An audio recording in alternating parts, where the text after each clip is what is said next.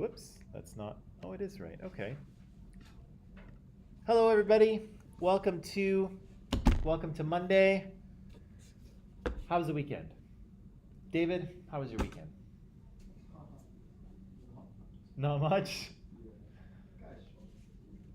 Yeah. Abby, what'd you do? I just chilled. Just chilled out? Yeah. Nothing to report? No. Ryan? Do anything fun? Yeah. Kinda? What'd you do? Me? Can you not tell me? Is it illegal? Well, I sneaked into a nightclub. You snuck into a nightclub? Yeah. Uh-huh. How did you do that? Oh, that's secret. That's a secret? Okay. How was it? It was fun. It was fun? Yeah. Did you dance? Yeah, of course. Yeah. Did you drink anything? A bit. A bit? Yeah. Oh, Ryan. But sir, why is the drinking age 19? Here? It's supposed to be 18 everywhere. Good question. Good question. What do you think? Do you think the drinking age should be lower? Yeah, 18. You think it should be 18? Yeah, well, I mean, I guess it is is it every province? Every other province in Canada? No. Is Ontario 19 or something? What is? Okay. Maybe. I don't know. I'm from Alberta and it's 18. But yeah, it is weird that it's 1 year older here. But then again, drinking's not that big of a deal either. Or maybe it is. As if it's so hard to get your hands on alcohol. Do I like it? Yeah. I don't do very much of it. Sometimes I like a glass of wine. Sometimes I like a beer in the summer because it's nice and cool and refreshing. Sometimes I'll have some there's Kenny. Sometimes I'll have a little bit of scotch. Not very often, but very rarely I'll have a little bit of that. But I really don't. I barely drink. Yeah. The problem is that the older you get, if you drink a little too much, you really feel it the next day. And guys your age can pop out of bed the next day and you're fine. And people my age feel like they're going to die. So yeah, we try to keep it. Yeah, just keep it down. Okay, well, that's a very exciting weekend, and yeah, a little bit illegal. So there you go. Okay.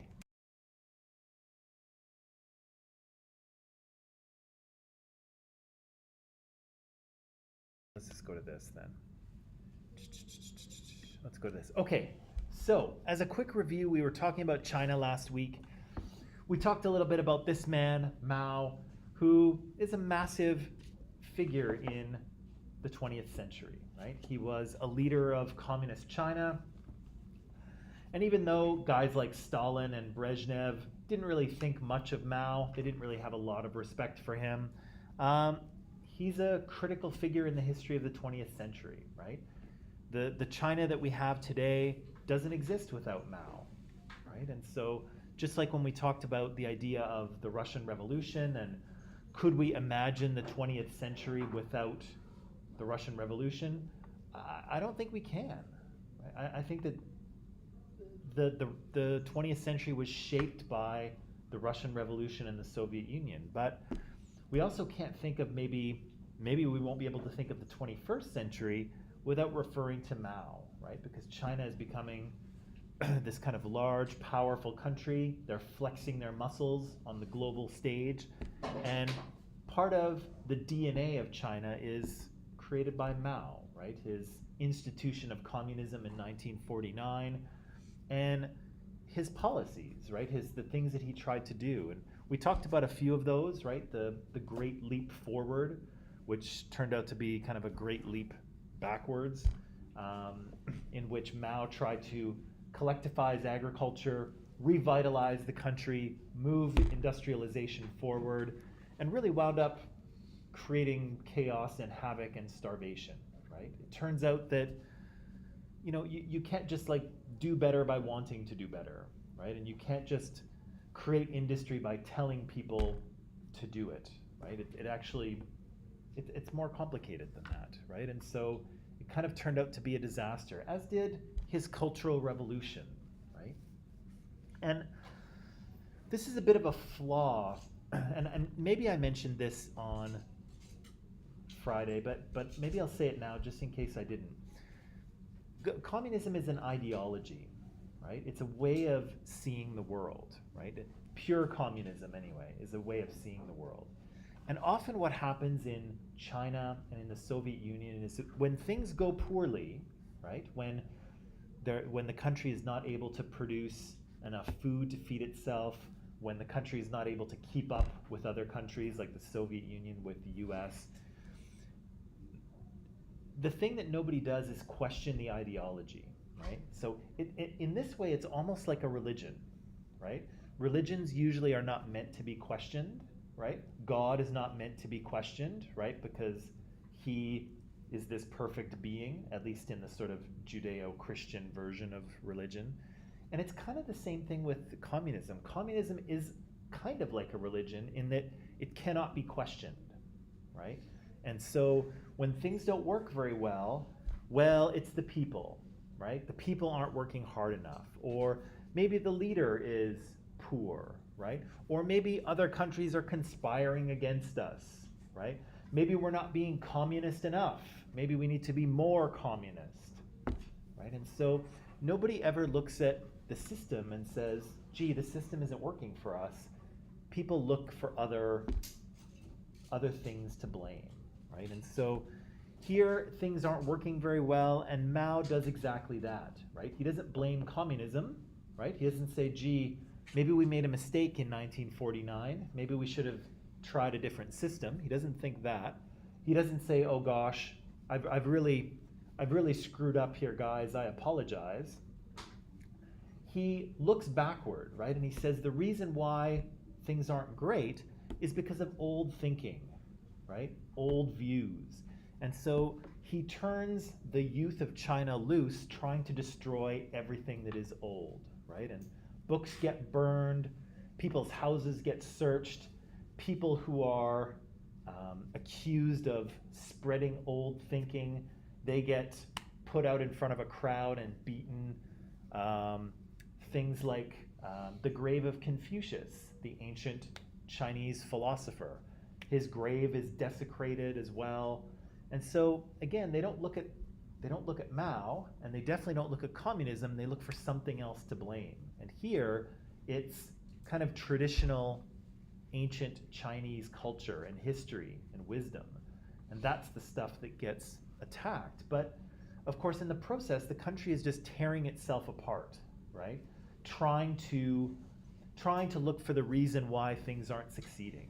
And again, it's communism, right? The communism isn't working, and it's Mao, right? His system doesn't work. Finally, of course, I'm just going to jump ahead here. Finally, of course, Mao is going to die in 1976, and he's going to be replaced by this man here, Deng Xiaoping. And Deng, of course, is very different in thought than Mao. He favors capitalism, right? He favors open markets. He favors profit, right? What was the quote? To be rich is glorious, right? To get rich is glorious. In the communist way of thinking, that's the worst thing, right? Someone who's rich is like an enemy of communism. But Deng is like, no, we've got to open things up. We've got to create businesses. We've got to make money. We've got to trade with the world. And he does all of those things, right? He modernizes China's economy by kind of creating sort of a capitalist market, and he starts making connections with the Western world, right? And of course, that's going to be the secret to China's success, right? It's going to take a few decades, right, for them to increase their productive capacity and make the kind of trade agreements that they need. But once they're entered into, oh gosh, no, I'm going to forget it. It's not World Trade Organization, it's something else that they are admitted to. But that's really where their economy skyrockets, right? And all sorts of people are moving factories and jobs to China to manufacture their products. Now, of course, everything is made in China basically because of that. And China becomes a much more economically successful country under Deng Xiaoping, right? But we also saw in, this is a lot of text, I'm sorry.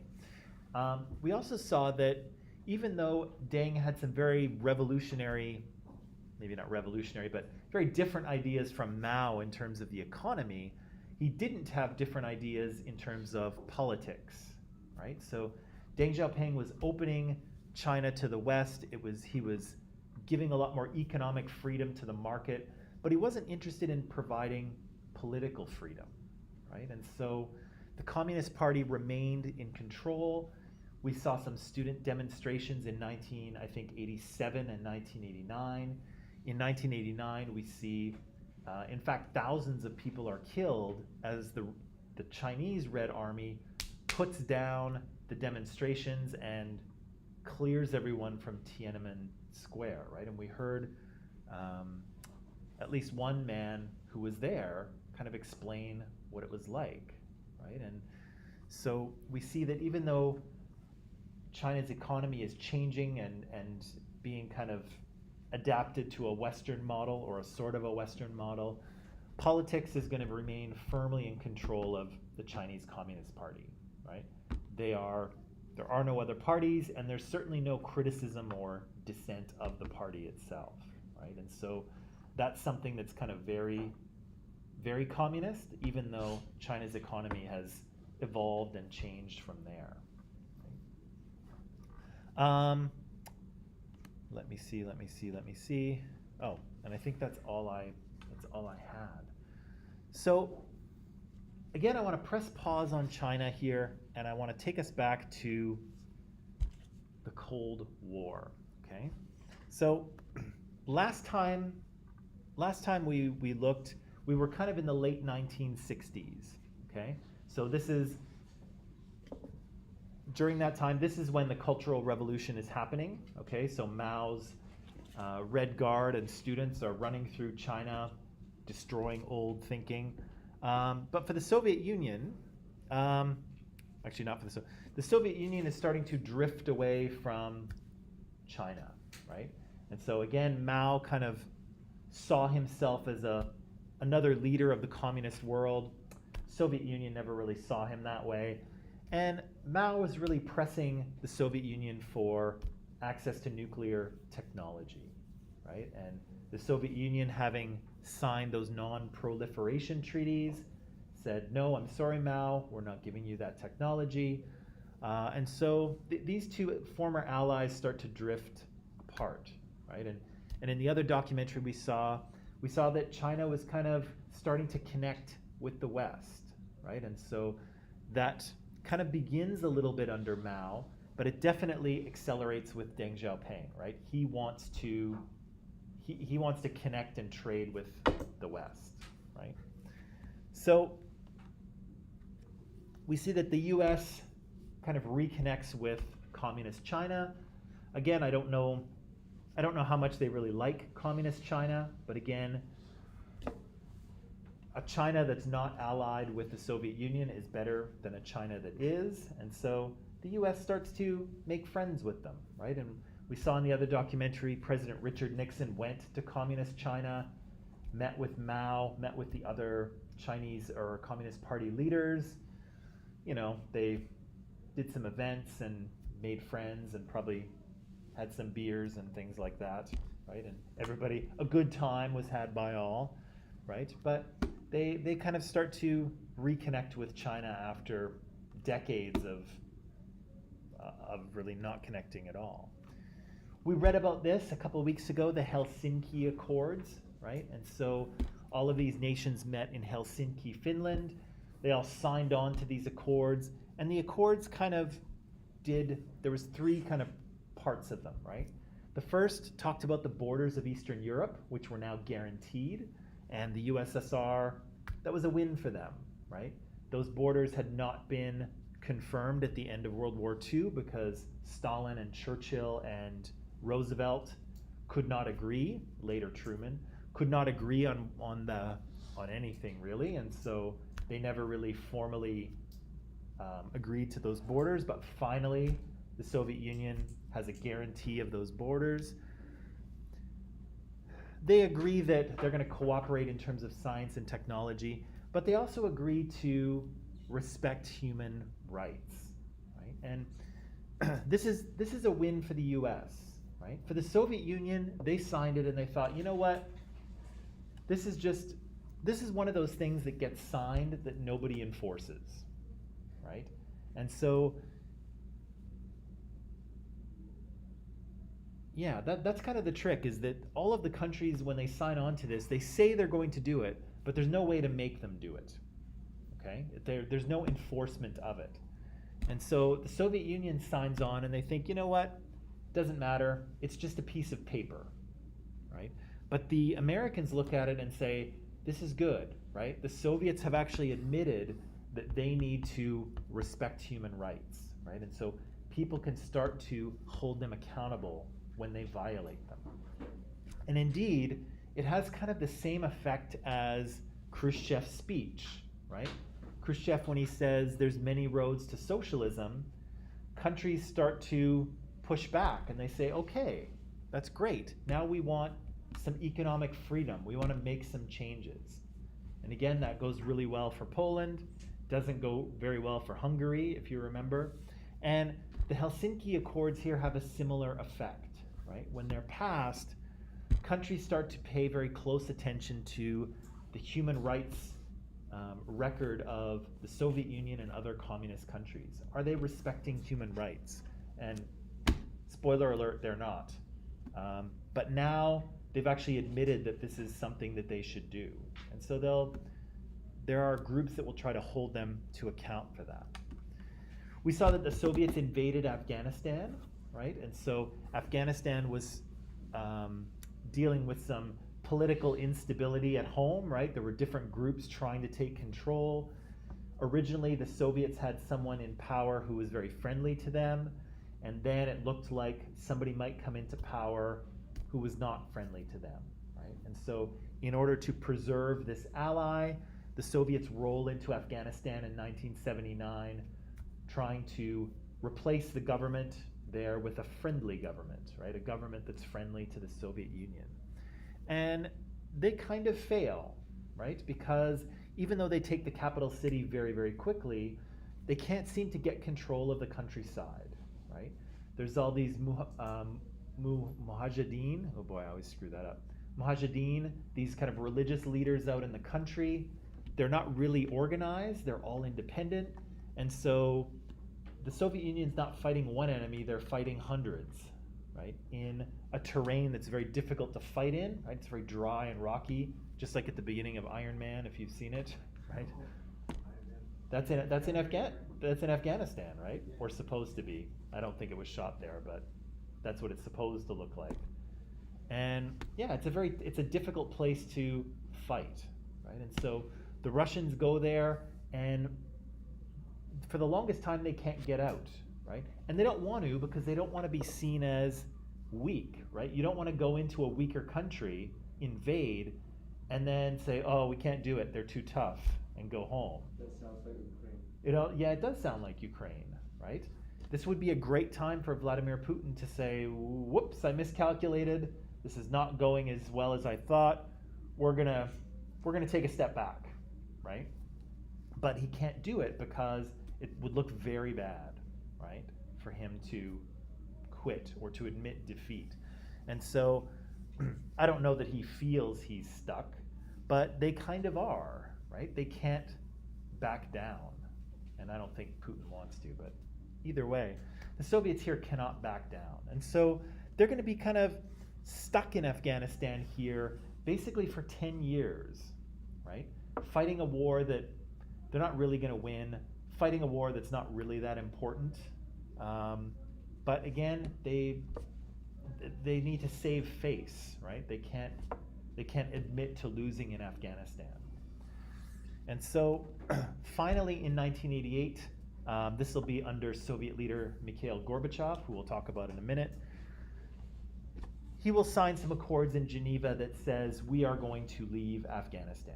And indeed they do, right? But again, it's 10 years of fighting, loss of life, destruction of the country itself, and for no real purpose, sadly, right? Yeah. So we said that there's a nuclear arms race going on as well, and by the time we get into kind of the 1980s, both sides have basically the same weapons and the same kind of quantities of them. And in fact, the Soviet Union might actually be a little bit better armed than the US, believe it or not. So you can see here, in terms of their nuclear stockpile, the Soviet Union starts to amass even more than the United States. But again, I mean, even if you look at, let's say, 1978, both sides have almost 30,000 nuclear warheads each. So like, what does another 10,000 matter, right? Like if you have enough to destroy the other country entirely and level it, like what more do you need, right? But again, this is a show of force, right? So the Soviets keep building. And again, they're actually, in many cases, they're a little bit ahead of the Americans in other types of weaponry as well, right? So you can see they've got they've got a few more planes, maybe not as many missiles. They definitely got more soldiers. They've got more tanks. They've got more artillery. Again, if you're raining nuclear weapons down on people, none of this really matters very much. But still, these are massive, massive militaries, right? And it's sad because there's there's so much money invested in this, and yet this is a war that cannot be fought, right? A war between these two, especially with nuclear weapons, is a war that will kill everybody, right? And so, this is a war you cannot fight, and it's a war you cannot win, right? If you launch a nuclear weapon at the Soviet Union, they will destroy you, right? Every city in the US will be destroyed. And similarly, if the Soviets launch a missile at the US, they will destroy every city in the Soviet Union. They will Hiroshima or Nagasaki it, right? And so this is a war that cannot be fought, right? And yet these two sides are pouring money into weapons for a war that cannot be fought, right? And so in some ways it's very dangerous, right? In some ways it's very ridiculous. In some ways it's very sad, right? Because all of the money that goes into those militaries is money that isn't going into healthcare, right? It's not going into education. It's not going into childcare. It's not going into infrastructure like clean drinking water, right? It's not going into, programs to help people in poverty. It's not going. If you think in another way, like not talk about the army's part, just talk about the nuclear arms. Sure. It actually made the world become more peaceful, because like before nuclear bombs have developed, War I, War II, World War. Yeah. And after like nuclear bombs have developed, there have not large war. Yeah. That happens because if there have some huge war happens, we're just going to throw nuclear bomb to each other. So, well, I mean, it's a big waste of money, especially for like the USSR to just keep producing the nuclear warhead, which is totally unnecessary. But in another way, the waste of the money actually keeps the world, nuclearly peaceful. So it's not really a chunk of money just waste in like nowhere, like a gambling, but it actually is a necessary process that we should get through to build up the peaceful that we need, because people just don't trust each other. Yeah, and that's very true, Kenny. And it's an argument that people have made, and it's a good argument, right? That we've actually had since 1945, and really up until a month ago with Ukraine, we've had a very peaceful period here in the Western world, right? No countries have really invaded any others, with the exception of Russia a couple times. But for the most part, it's been very, very quiet, right? We've had no world wars. It's been a time of peace. And part of that has to do with the nuclear weapons thing, right? The fact that a war between these two sides cannot be fought, right? And so, yeah, the presence of nuclear weapons 100% has contributed to the relative peace that we have enjoyed here in the Western world for 70 years, right? Or 75, or whatever it's been. And that's a huge deal, right? Wars are something that, until 1945, they happened in the Western world all the time, right? The history of Western civilization is a history of war, right? In the West, we've been fighting wars with each other for hundreds of years, right? And so going 75 years with relatively no conflicts, that's a huge deal. And yeah, you're right. The presence of nuclear weapons has contributed to that. But it's also made things very dangerous, right? I mean, fortunately, everyone who's been a leader of this country has been a reasonable person, right? A person who, in no way would they ever use a nuclear weapon, right? But can we continue to say that, right? Is Vladimir Putin someone who would never use a nuclear weapon? Well, I hope he is that person, right? Is Donald Trump someone who would never launch a nuclear weapon? I don't know, right? He's certainly, I don't know. So, yeah, it's difficult, right? Because that's a solid argument that you're making, Kenny, is that it's helped, right? But it's also, it's a danger, right? And in a tense time, one mistake can lead to some pretty significant consequences, right? But yeah, you're 100% right. Okay, so that will bring us to the end of the Cold War and the end of the Soviet Union, okay? So what's going to happen here is Brezhnev is going to die, and I think he's going to die in about, let me see. I think in about 1981, I think is when Brezhnev is going to die, okay? Don't quote me on that, I might be a little bit off, but it's close. Brezhnev is going to die, and then there'll be two people who come after him, Yuri Andropov and Konstantin Chernenko. I'm not going to talk about them very much because basically they last as long as that sentence. Yuri Andropov becomes leader of the Communist Party, and he dies within a year. They replace him with Konstantin Chernenko.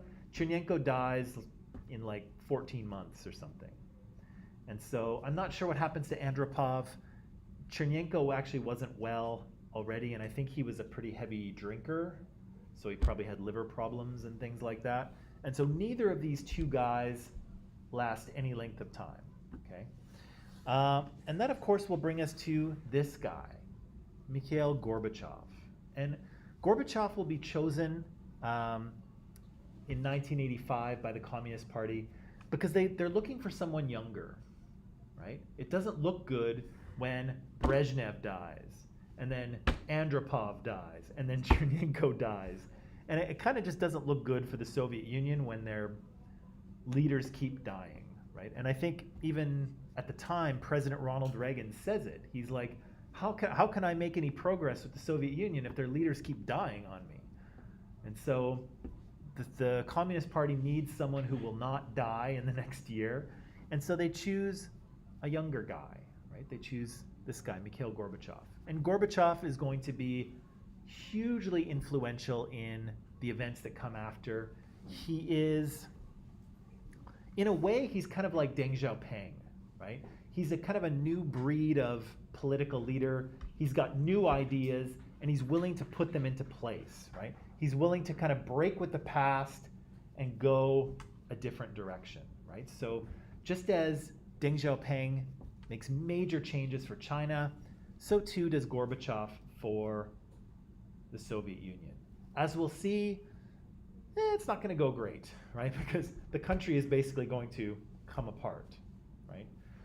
If you if at the end of your political career the country you're leading doesn't exist anymore, I'm not sure people would say you've done a good job, right? But I'll leave that to you to decide.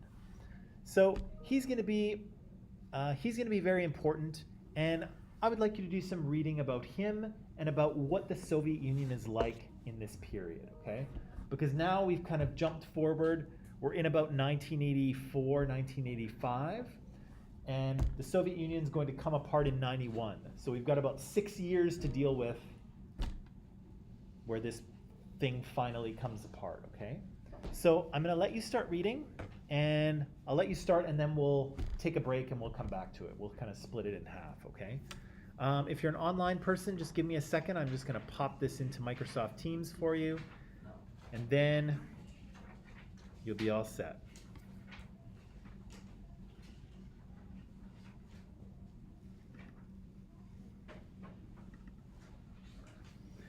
$294. Oh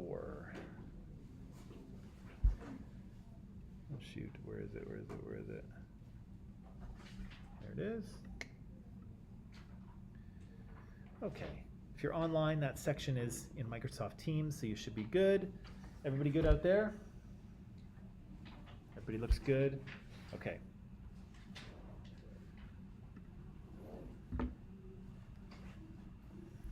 Page 294.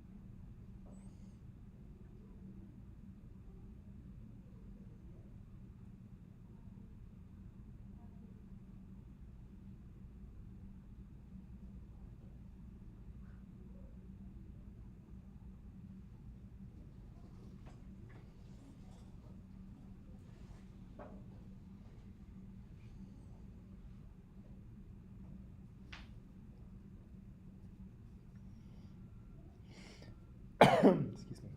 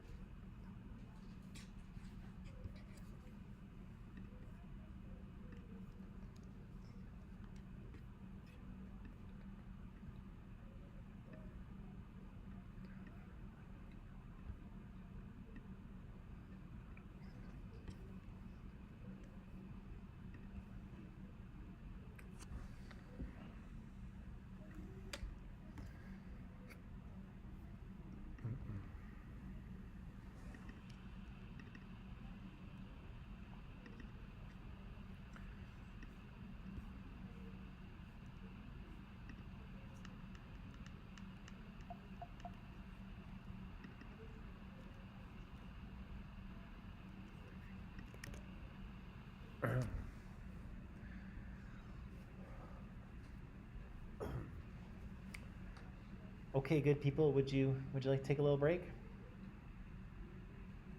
No? Yes? Yes? Okay. All right, let's take a break and then we'll come back.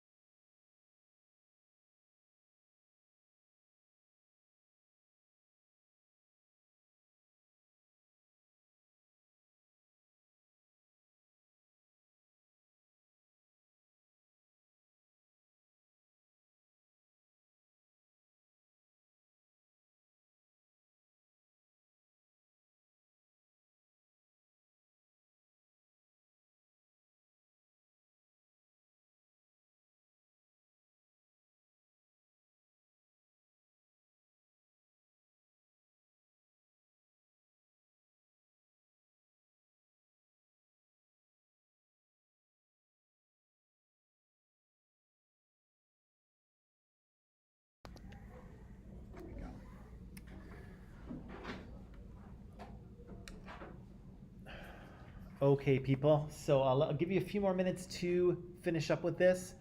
Then we'll talk about Gorbachev and perestroika and glasnost and uskoreniye and demokratizacja, among other things.